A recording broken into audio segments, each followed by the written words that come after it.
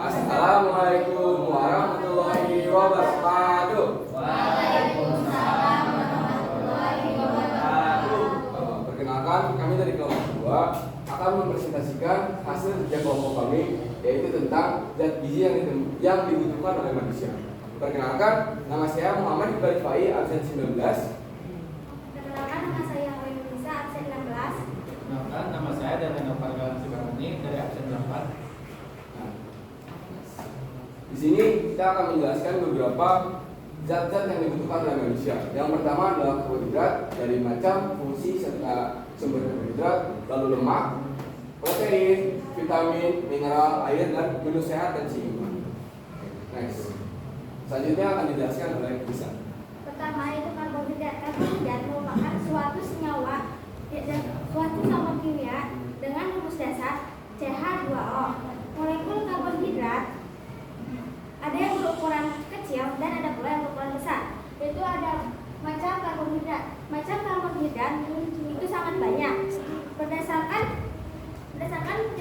jumlah rantai penyusunnya, karbohidrat ada 3. Yang pertama monosakarida. Monosakarida merupakan karbohidrat yang disusun atas 1 unit molekul gula. Contohnya glukosa, dan galaktosa. Yang kedua ada disakarida. Disakarida merupakan karbohidrat yang tersusun atas 2 unit monosakarida. Contohnya maltosa atau 2 molekul glukosa, ada sukrosa yaitu atau gula tebu, ada juga laktosa atau gula susu. Yang terakhir ada polisakarida. Polisakarida merupakan polimer yang tersusun atas sebanyak rantai monosakarida. Polisakarida merupakan molekul yang berukuran besar. Misalnya pati atau amilum yang tersusun atas banyak rantai molekul glukosa.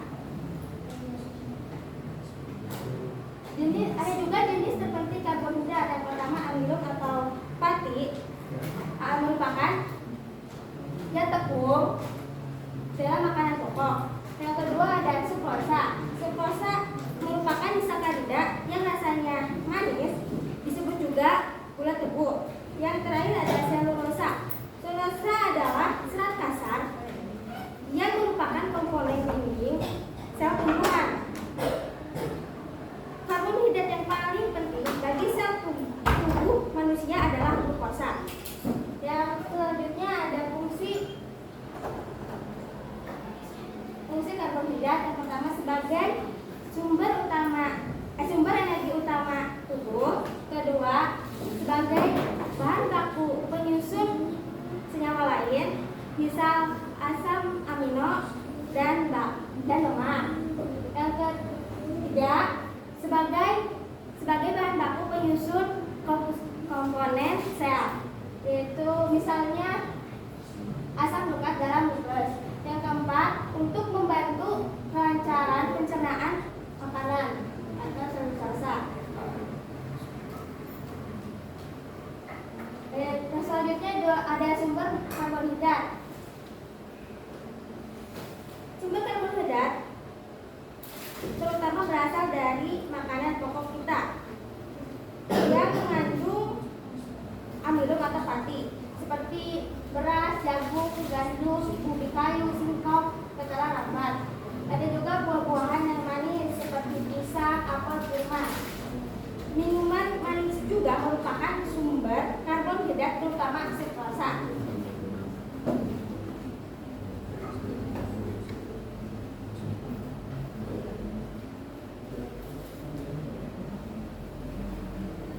Selanjutnya adalah lemak.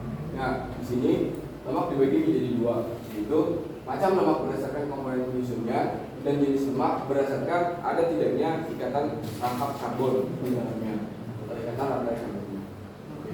Dibagi menjadi trigliserida, fosfolipid, lipoprotein, dan steroid.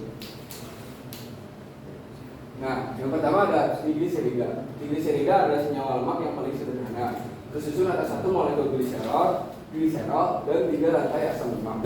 Lalu selanjutnya ada fosfolipid. Fosfolipid adalah lemak atau lemak yang mengandung fosfat. Di sini ada gambar fosfolipid bilayer yang menjadi salah satu lemak yang bergabung dengan fosfat. Selanjutnya ada lipoprotein. Lipoprotein adalah gabungan antara lemak dengan protein. Oke. Dan selanjutnya ada steroid. Steroid adalah salah satu bentuk lipid, contohnya kolesterol, yang menjadi penyebab aterosklerosis, yaitu penyumbatan yang disebabkan oleh lemak. Nah, steroid ini dapat juga biasanya digunakan oleh para binaragawan atau bodybuilder untuk mempercepat pertumbuhan otot, karena steroid ini dapat menyediakan protein yang cukup cepat di dalam otot dengan menghambat pembuluh kapiler, sehingga protein di dalam ototnya itu bakalan lebih cepat terkumpul dan pembentukan ototnya menjadi lebih cepat. Tapi dalam steroid ini, apabila seorang bodybuilder menggunakan steroid, banyak efek samping yang disebabkan oleh steroid. Di antaranya adalah gangguan-gangguan kesehatan yang muncul. Selanjutnya ada jenis lemak berdasarkan ada tidaknya ikatan rangkap pada rantai karbon. Dibagi menjadi 2, yaitu lemak jenuh dan lemak tak jenuh. Lemak jenuh adalah lemak yang tidak memiliki ikatan rangkap pada rantai karbon asam lemaknya. Nah, lemak jenuh ini biasanya didapatkan dari makanan-makanan seperti junk food, burger, atau makanan-makanan lain yang menggunakan minyak yang sudah beberapa kali penggorengan, beratus-ratus kali penggorengan. Biasanya ada di gorengan, bakwan, dan lain-lain. Lalu ada juga lemak tak jenuh. Lemak tak jenuh ini yaitu lemak yang memiliki ikatan rangkap pada rantai karbon asam lemaknya. Nah, biasanya lemak tak jenuh ini didapatkan dari buah-buahan ataupun sayuran yang mengandung lemak yang baik untuk tubuh. Lanjut. Fungsi lemak. Fungsi lemak yang pertama adalah sebagai cadangan energi.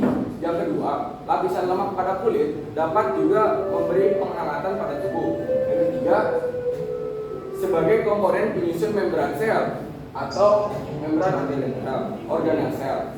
Yang keempat, melindungi organ-organ vital seperti jantung dan ginjal. Posisi di belakang jantung memiliki lemak, di mana lemak di situ berfungsi untuk melindungi jantung dari benturan dan hal-hal lainnya. Lalu sebagai pelarut vitamin A, D, E, dan K yang dapat diserap oleh tubuh dengan menggunakan lemak sebagai pelarutnya. Lanjut. Sumber lemak. Sumber lemak dibagi menjadi 2, yaitu sumber lemak nabati dan sumber lemak hewani. Sumber lemak nabati adalah sumber lemak yang berasal dari tumbuhan. Contohnya kacang-kacangan, wijen, kemiri, kelapa, dan masih banyak lainnya yang berasal dari tumbuhan. Lalu lemak hewani. Lemak hewani adalah lemak yang berasal dari hewan. Contohnya daging, susu, telur, ikan, dan lemak-lemak lainnya yang berasal dari hewan. Di sini ada contoh ilustrasinya, ada telur, ada susu, ada daging. Lalu di sini ada alpukat, ada kacang-kacangan, minyak, zaitun, dan lain-lainnya. Nah, selanjutnya yang dibahas adalah protein. Protein adalah polimer yang tersusun atas asam amino. Polimer yang tersusun atas monomer berupa asam amino. Nah, asam aminonya ini dibagi menjadi 2, yaitu asam amino esensial dan asam amino non esensial.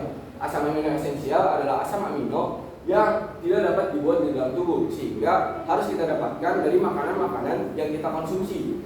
Selanjutnya ada asam amino non esensial, yaitu asam amino yang dapat diproduksi di dalam tubuh, yaitu tubuh dapat memproduksi sendiri asam amino.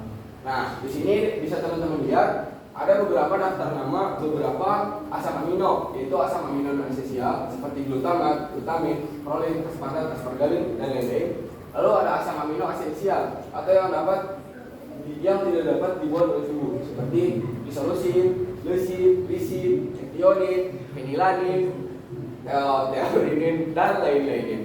Bisa teman-teman lihat sendiri ya. Next. Lalu fungsi protein.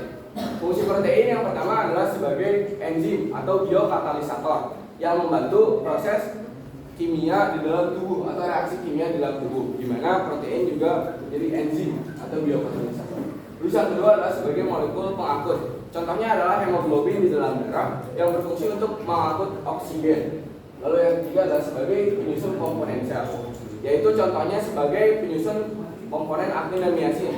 Aktin dan miosin. Aktin dan miosin adalah protein kontraktil dan protein relaksasi yang terdapat dalam jaringan otot. Lalu ada sebagai alat pertahanan tubuh. Alat pertahanan tubuh di sini yaitu antibodi dan sebagai alat pengatur fungsi fisiologis. Contohnya hormon. Selanjutnya sebagai cadangan nutrisi berupa kasein yang terdapat dalam susu. Lanjut. Nah, ini sumber protein ada dua. Seperti di lemak tadi, sumber protein yaitu ada protein nabati dan protein hewani. Protein nabati adalah protein yang berasal dari tumbuhan. Contohnya seperti kacang-kacangan, tempe, kacang tanah, dan jagung. Lalu protein hewani adalah protein yang berasal dari hewan, seperti daging, ada telur, ikan, udang, dan masih banyak yang lainnya. Oke, next. Nah, sini kita selanjutnya membahas vitamin. Vitamin adalah senyawa organik yang diperlukan oleh tubuh. Nah, vitamin ini dibagi menjadi dua, yaitu vitamin yang larut dalam lemak dan vitamin yang tidak larut dalam lemak, yaitu larut dalam air. Vitamin yang larut dalam lemak adalah vitamin A, D, E, dan K, sedangkan vitamin yang larut dalam air adalah vitamin B dan C.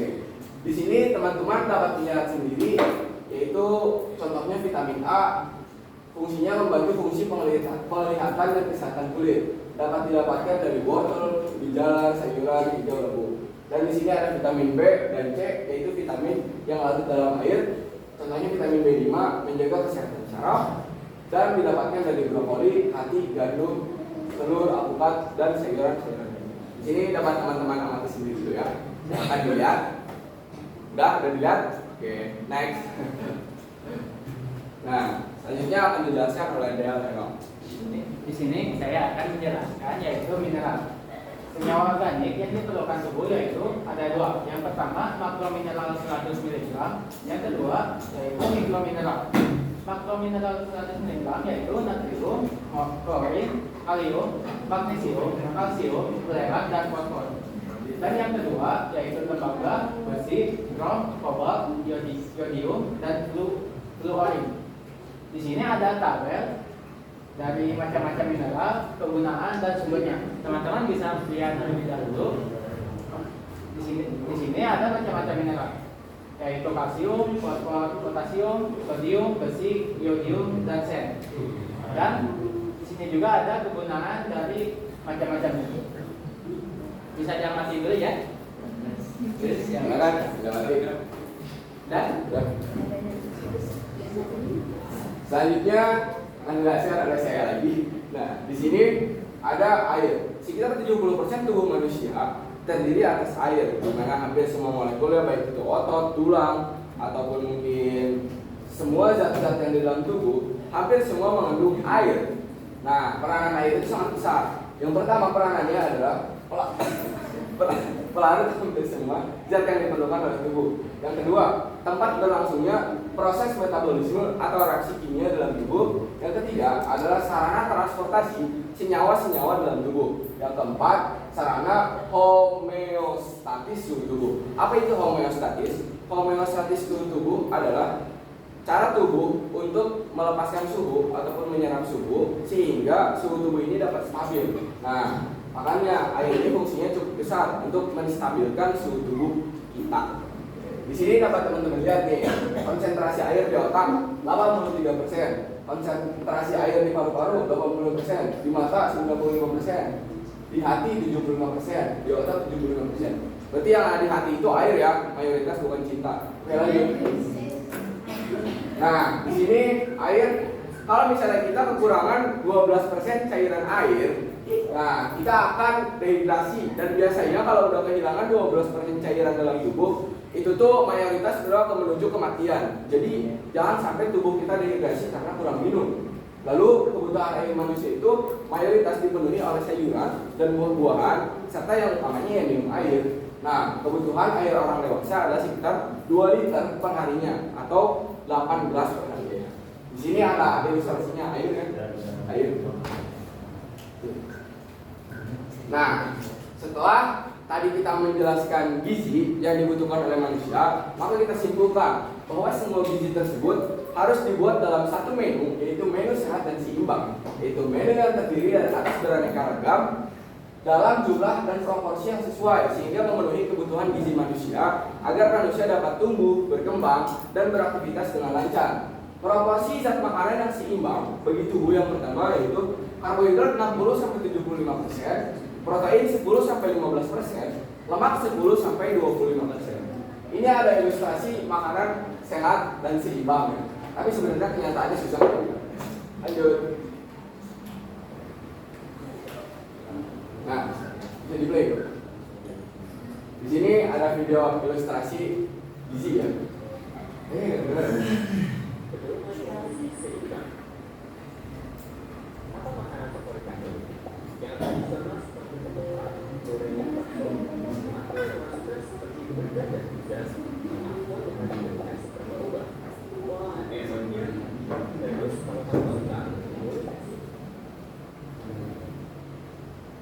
Bentar ya teman-teman. Mau ditonton gak?